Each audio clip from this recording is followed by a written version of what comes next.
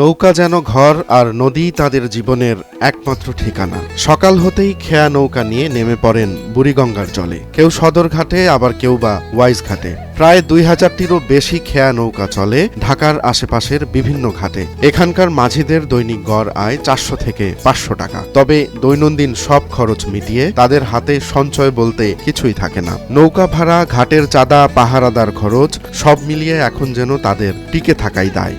৭০০-৮০০ টাকা হয়, ৩০০-৯০০ টাকা হয়, আবার এখান থেকে আবার খরচ দিতে হয়, গাড়ির টাকা দিতে হয় ৫০০-৭০০ এরকম ৮০০ আবার খরচ আছে।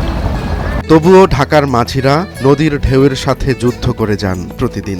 অনেকে মশারি টাঙিয়ে নৌকাতেই রাত কাটান।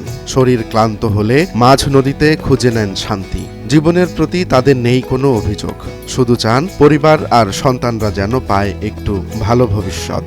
নদীর নব্যতা কমেছে, পারাপারের যাত্রীদের আনাগোনা নেই আর আগের মতো। পরিবহনের বিকল্পও বেড়েছে, একই সঙ্গে পাল্লা দিয়ে কমেছে মাঝিদের আয়। সরকারি বেসরকারি সহায়তা না বাড়লে দিন দিন হারিয়ে যাবেন এই মানুষগুলো। তারা চান সহজ শর্তে ঋণ, চিকিৎসা আর সন্তানদের জন্য প্রাপ্য শিক্ষাটুকু।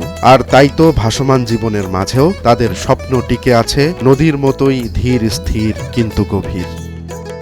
রোমান্স তালুকদার, নয়া দিগন্ত।